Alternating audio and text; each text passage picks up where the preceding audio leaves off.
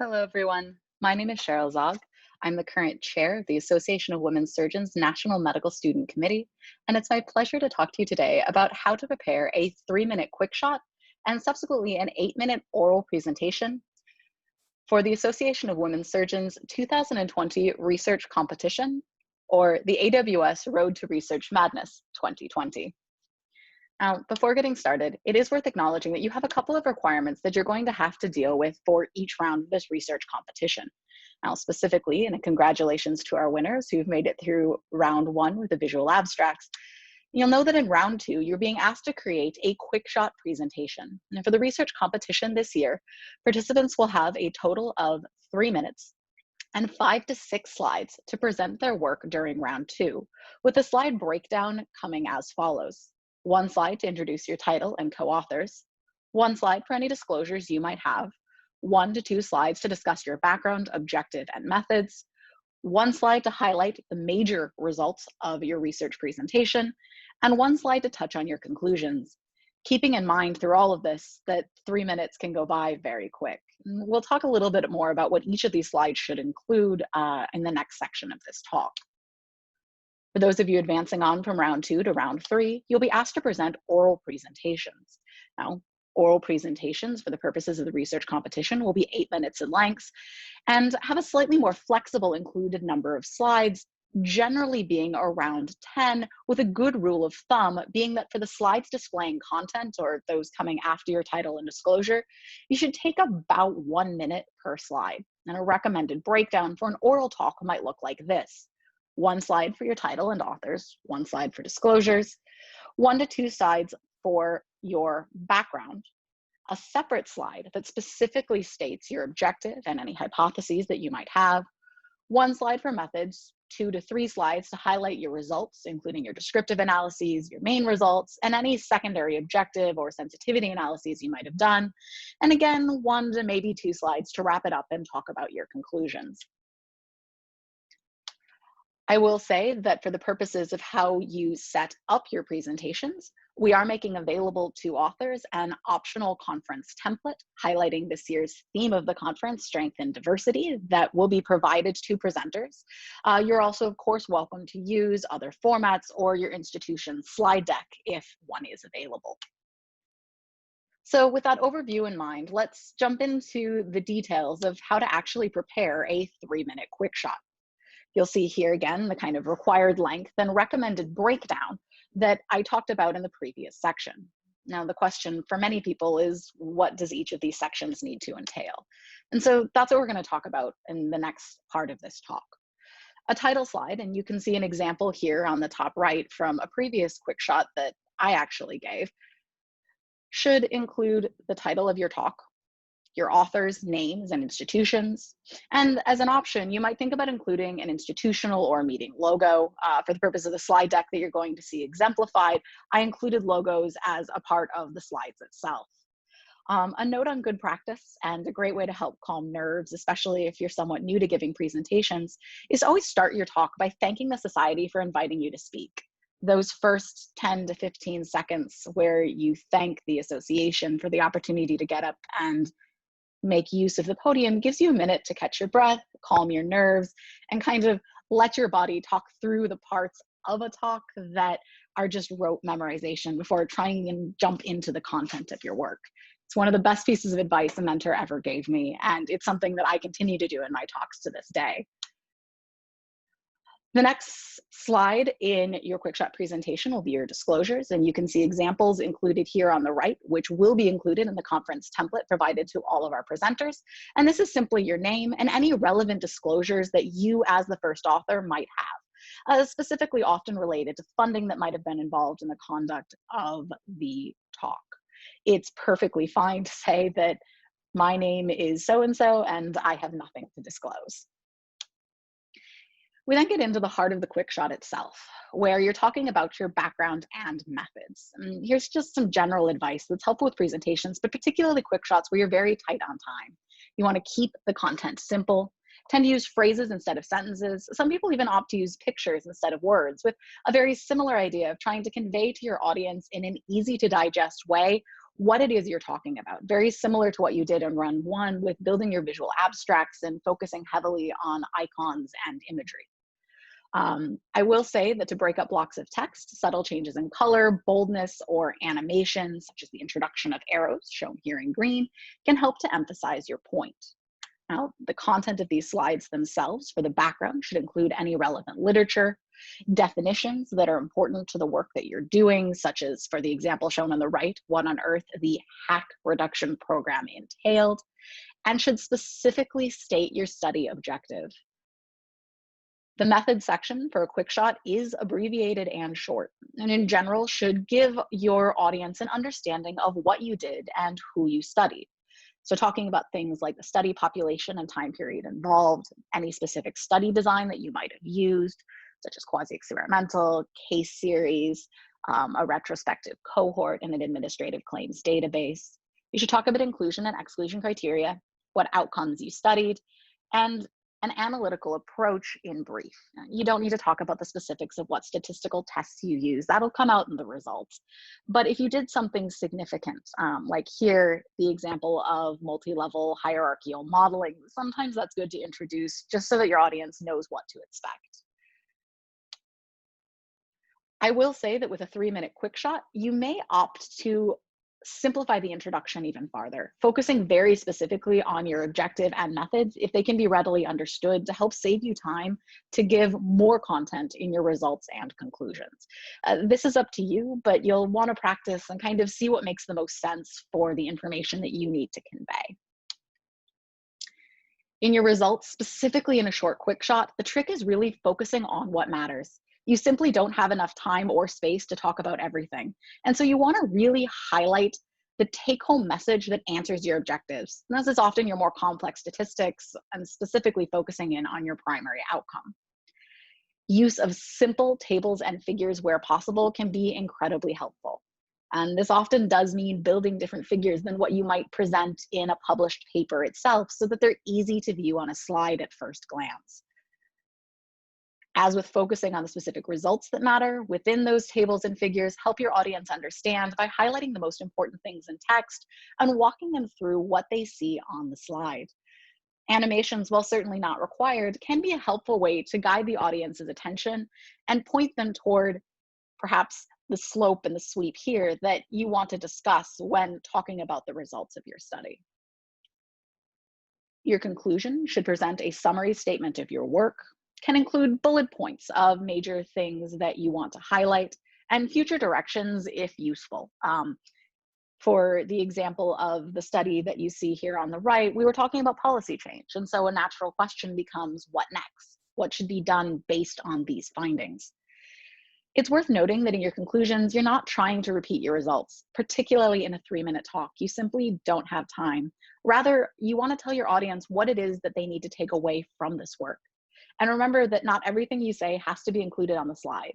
Your point in talking through and giving the presentation is to add context to what your readers are able to see. I will say at the end of a talk, Quickshot or oral, don't forget to thank the people who helped you get there and to help advertise yourself. It's a great way to end your talk and a nice chance for people listening to you to know where to find you on something like Twitter, as you can see on the example here.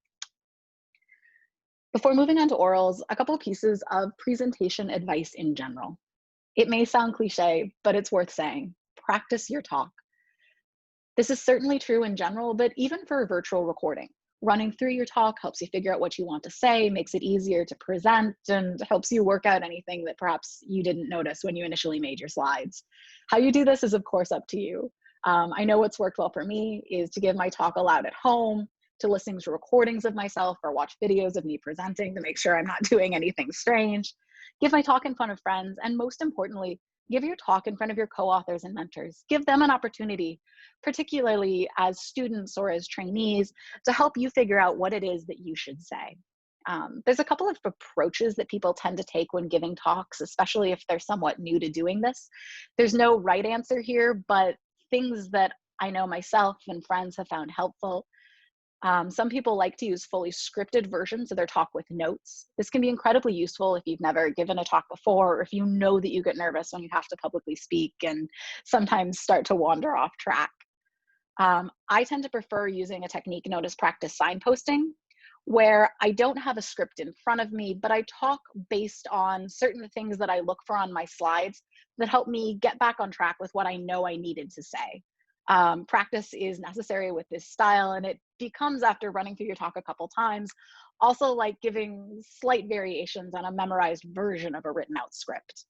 However you decide to set up your talk, don't wing it. And please don't just read your slides aloud. The whole point in giving a presentation is to add context around what the slides say. This allows you to simplify the text on the screen and makes it much more engaging for your audience. So much of the logic that we talked through with Quickshots applies to orals, with obviously a couple of differences, most being that because you have additional time, you're able to go into additional detail. So for round 3 with orals, presenters are being given 8 minutes to talk through their work, and although it's not a mandated number of slides, a recommended approach you might think about is included below. With, again, that good rule of thumb being that beyond your title and disclosure, you want to spend about a minute for each slide. If you have more content than that than you can talk through, you need to simplify. Even with an oral, it's not possible to say everything that you might like to say about your work or that you would include in a manuscript. It's really more like a detailed version of almost what you'd put in an abstract. So similar to before, you're going to talk through your title and disclosures, background, moving out your objectives to a different slide, which is a little bit distinct in an oral, maybe slightly more detailed methods. The results are going to be the biggest thing that changed from your quick shot presentation, allowing you to go into more detail, and then again, wrapping it up with your conclusion. So you'll notice that this slide looks identical to the one before, and that's because it is. You still introduce your co-authors and your institutions, thank societies for the opportunity to speak, talk through any disclosures that you might have, and then move on to give your background. And to those of you with astute eyes, you'll notice that this is the exact same slide that I used when I gave this talk as a quick shot. A lot of things really don't change. You still need to set up your study, cite relevant literature, define definitions, help us understand why this is important to do. And this can be tricky in 1 to 2 slides. Talk through with your co-authors what makes the most sense for your work. One thing that is a little bit different with an oral is that a good practice I was always taught by my mentors is to pull the objective out when you have the additional slides and time to really highlight what it is that your work is doing. And really, the objective is often the only part of a presentation where you really fully write out what it is you're going to say and kind of read the text off verbatim, because this is the objective of your work, and you want to make sure that you highlight that for your audience. Outlines of backgrounds outlines of backgrounds for methods remain about the same as what you would do in a quick shot. You might be able to go into a little bit more detail here, adding icons to make it easier to recognize some of the data involved. And you'll notice the inclusion of a little more detail related to this particular study's sub-analyses and additional work that was being included that was simply omitted due to space and time when presented as a quick shot. The same basic idea approaches for your results as it does with quick shots. You still want to make use of simple tables and figures, highlighting the most important things in text and using animation to help guide the attention of your audience to the things that they need to see. Now, where the results differ from a quick shot is that in an oral presentation, you have enough time to actually walk someone through the majority of the outcomes of your work.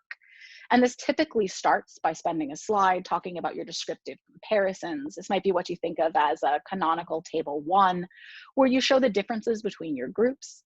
Then moving on to what's been known as the money slide, where probably what you pulled out for your quick shot, you're going to highlight here, sometimes literally saying to draw the attention of your audience that this is the most important slide, where you highlight the major results of your primary outcomes or your more complex statistics. So this might be where in predictors of an outcome study, you would present the risk-adjusted results that you found.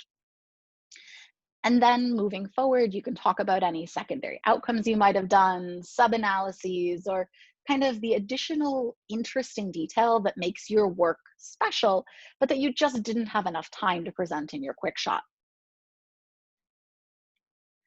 Conclusions are largely the same idea. Again, summarizing it, talking through in simple language that you're not reading off on your slides, what it is that you want your audience to walk away from and what they should understand about the work that you did and what you found.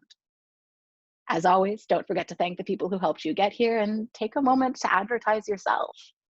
It's a great way for people to be able to reach out to you if they want to learn more about your work. And finally, a note about the research competition this year. Because of the switch to a virtual multi-round format, during round 2 and 3 of the competition, presenters have been asked to record their quickshot and oral presentations, and to then upload a single video file, such as what you're watching right now, that includes a clear access to the slides, as well as the voice of the presenter walking you through the work. There's no specific way that you have to do this. Recommended options include what I'm doing for this presentation, which is screen sharing my presentation and then recording in Zoom. You could use equivalent software depending on what your school or organization uses for its video conferences in light of COVID-19. And if not available, there's also other options that can work well. You could video record on your phone with a good view of the slides projected on a separate screen, capturing your audio as you talk through the work. You could make use of a screen capture software with audio recording. There's free versions available, such as QuickTime for Mac, that works quite well. Or you can also use online options that natively enable both, such as the software Prezi, which was actually used to make the slides that you're seeing in this talk, although it was recorded on Zoom. There's no right way to do this, and we're happy to help with any challenges that may arise. Just feel free to reach out. And with that, I hope that this helps provide a little bit of guidance on how to prepare a quick shot and oral presentation in general, but specifically for the format outlined on the AWS Road to Research Madness 2020. Thank you for listening, and good luck.